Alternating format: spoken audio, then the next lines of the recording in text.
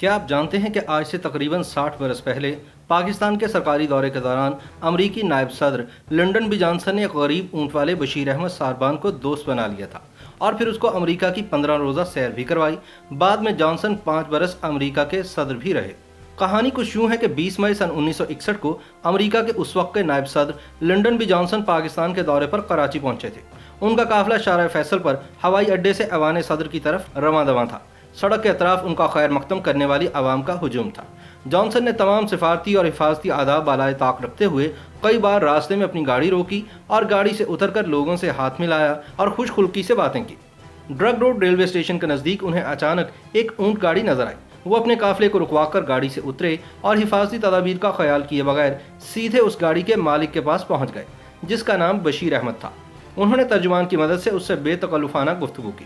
اونٹ گاڑی پر بھوسا لدا ہوا تھا۔ لنڈن بی جانسن کے استفسار پر بشیر احمد نے انہیں بتایا کہ یہ مویشیوں کا چارہ ہے اور اس کے اونٹ کی عمر 5 برس ہے۔ بشیر احمد نے جانسن کو یہ بھی بتایا کہ وہ اپنے اونٹ کو پیار سے غازی کہتا ہے۔ بشیر احمد کی سادگی پر جانسن بہت خوش ہوئے اور انہوں نے اس سے کہا کہ آج سے ہم دونوں دوست ہیں اور کیا وہ اپنے اس نئے دوست سے ملنے کے لیے امریکہ آنا پسند کریں گے۔ بشیر احمد نے جواب دیا، کیوں نہیں، بے شک، شکریہ۔ ان الفاظ کے علاوہ وہ کچھ اور نہ کہہ سکے۔ اس پر سب لوگ ہنس پڑے۔ جانسن نے بشیر کو ایک خوبصورت بال پوائنٹ قلم تحفے کے طور پر دیا۔ بشیر احمد امریکی نائب صدر سے اس اتفاقیہ ملاقات کو شاید بھول جاتے، مگر اگلے دن تمام پاکستانی اخبارات میں ان کی خوبصورت تصاویر چھپی ہوئی تھی۔ راتوں رات وہ پاکستان کے ایک مشہور آدمی بن گئے تھے۔ چند دن بعد روزنامہ جنگ کراچی میں معروف کالم نگار ابراہیم جلیس نے اپنے کالم وغیرہ میں اس واقعے کا ذکر کیا اور لنڈن بی جانسن کے اس اقدام کی بڑی تعریف کی۔ ادھر امریکی سفارت خانے نے اس کالم کا ترجمہ لنڈن بی جانسن کو، جو امریکہ واپس پہنچ چکے تھے، روانہ کر دیا۔ یہ کالم پڑھ کر لنڈن بی جانسن کو کراچی کا اونٹ گاڑی بان اور اس کو دی گئی دعوت یاد آ گئی۔ لنڈن بی جانسن نے فوری طور پر بشیر احمد کو سرکاری طور پر امریکہ آنے کی دعوت بھجوا دی، جس کے بعد اخباری نمائندوں، امریکی سفارت خانے کے افراد، سیاح اور تماشبین سبھی نے لانڈی میں اس وسیدہ جھونپڑی پر یلغار کر دی۔ بشیر احمد اس جھونپڑی میں اس وقت سے مقیم تھے جب وہ اپنا گھر بار بریلی میں چھوڑ کر پاکستان آ گئے تھے۔ بشیر احمد امریکی نائب صدر کی دعوت ملنے کے بعد ایک اور الجھن میں مبتلا ہوئے کہ وہ روز کنواں کھودتے تھے اور روز پانی پیتے تھے۔ اگر وہ امریکہ چلے گئے تو ان کے بچوں کا رزق کیسے چلے گا؟ امریکی سفارت خانہ نے اس مسئلے کا حل یوں نکالا کہ بشیر احمد کی عدم موجودگی میں ان کے بچوں کو 25 روپے روزانہ دینے کا انتظام کر دیا۔ بشیر احمد اس طرف سے مطمئن ہوئے تو انہوں نے اپنے یادگار سفر کی تیاریاں شروع کر دیں۔ ادھر امریکی ذرائع ابلاغ میں جب یہ خبر عام ہوئی تو ریڈرز ڈائجسٹ نے امریکہ میں بشیر احمد کا میزبان بننے کی پیشکش کر دی اور یوں پاسپورٹ اور ویزے کے مراحل سے گزرنے کے بعد 14 اکتوبر سن 1961 کو بشیر احمد امریکہ کے سفر پر روانہ ہو گئے۔ سفر پر روانگی سے قبل حکومت پاکستان نے بشیر احمد کے ملبوسات پر خصوصی توجہ دی اور انہیں 3 شیروانیاں اور ایک جناح کیپ تحفے میں پیش کی تاکہ وہ امریکہ پہنچ کر ایک باوقار پاکستانی کی طرح نظر آئے۔ حکومت نے لنڈن بی جانسن کو پیش کرنے کے لیے کچھ تحائف بھی بشیر احمد کے حوالے کیے۔ بشیر احمد جب امریکہ کے لیے روانہ ہوئے تو انہیں امریکی سفیر ولیم این راؤٹر بنفس نفیس ہوائی جہاز کی سیڑھیوں تک چھوڑنے کے لیے آئے۔ امریکی فضائی کمپنی پین ایم نے انہیں فرسٹ کلاس میں امریکہ کا سفر کروایا، ان کے لیے پاکستانی کھانے کا خاص انتظام کیا اور ان کے ہمراہ اردو بولنے والا ایک پاکستانی بھی بھجوایا تاکہ ان کا سفر آسانی سے کٹ سکے۔ بشیر احمد اونٹ گاڑی بان، جسے اب بشیر ساربان کہا جانے لگا تھا، لندن سے ہوتے ہوئے امریکہ پہنچے۔ لندن اور نیو یارک دونوں مقامات پر بشیر ساربان کو سرکاری مہمان کا پروٹوکول دیا گیا۔ امریکہ میں ان کا استقبال کرنے والوں میں امریکہ میں پاکستان کے سفیر عزیز احمد بھی شامل تھے۔ بشیر احمد کا یہ دورہ تقریباً 2 ہفتے جاری رہا۔ نائب صدر جانسن نے ان سے اپنی ملاقات کی تجدید کی۔ جانسن نے بشیر احمد کو دیکھ کر ان سے تکلفاً کہا، افسوس ہے کہ آج یہاں کا موسم خراب ہے اور خنک ہوائیں چل رہی ہیں۔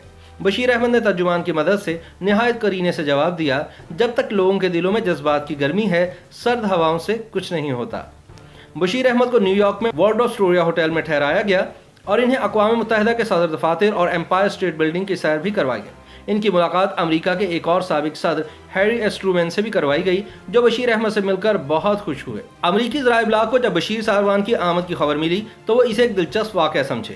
انہوں نے اپنے فقاہیہ کالم نگاروں کو بشیر ساربان کے دورے کی کوریج کے لیے مخصوص کر دیا، مگر اس دوران بشیر ساربان نے، جو بالکل بھی پڑھے لکھے نہیں تھے، اپنی ذہانت سے بھرپور باتوں سے امریکی ذرائع ابلاغ کو بڑا متاثر کیا۔ ابراہیم لنکن کی یادگار پر بشیر احمد نے کہا کہ جب کوئی شخص اپنے ملک کے لیے جان قربان کر دیتا ہے اور ملک اس کی خدمات کو سراہتا ہے تو ایک ایسی ہی یادگار بنا دی جاتی ہے جو قیامت تک तक कायम रहती है। बशीर अहमद ने मजमे में एक लड़की को देखकर कहा कि बेटी की मिसाल घर में इसी तरह होती है जैसे मौसमों में बाहर का मौसम होता है।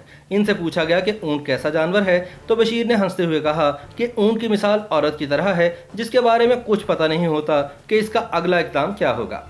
टाइम मैगजीन ने लिखा कि बशीर अहमद ने आवाम और अखबारी नुमाइंदों से निमटने में एक मुगल शहजादे की सी आन बान से काम लिया। बशीर अहमद को अमेरिका के मुख्तलिफ इदारों ने बहुत से तोहफे तोहफ़ दिए, जिनमें फोर्ड कंपनी की जानिब से दिया गया एक ट्रक भी शामिल था, जिस पर सफ़ेद और सब्ज रंग करके इसे पाकिस्तानी परचम से हम आहंग किया गया था।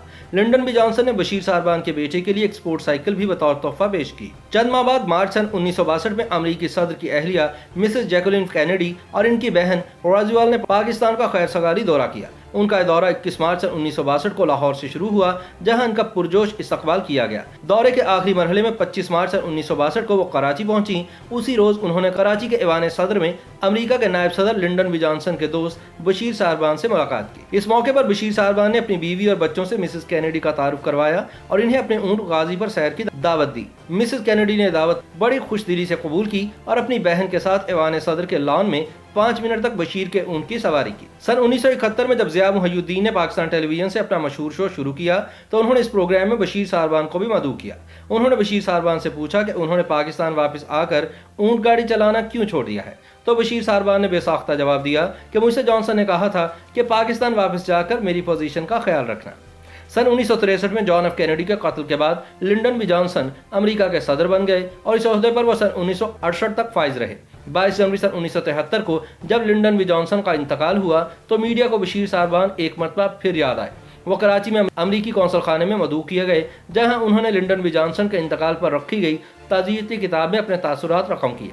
इसके बाद बशीर सारबान एक मरतबा फिर गुर्बत और गुमनामी के अंधेरों में गुम हो गए और 14 अगस्त 1992 को जब उनका इंतकाल हुआ तो बहुत से लोगों को ये भी याद नहीं था कि इस गुमनाम शख्स की खबरें और तस्वीर कभी दुनिया भर के अखबारात में सफ़े अव्वल की जीनत बनी थी। YouTube पर गूगली न्यूज देखने के लिए youtube.com की सर्च बार में गूगली न्यूज टीवी टाइप करें। गूगली न्यूज के पेज पर सुर्ख रंग के सब्सक्रिप्शन वाले बटन पर क्लिक करना ना भूलिए। YouTube पेज पर अपलोड होने वाली वीडियोस से बाखबर रहने के लिए बेल आइकन पर क्लिक कीजिए। आपको हर नई वीडियो के बारे में नोटिफिकेशन मौसूल हो जाएगा।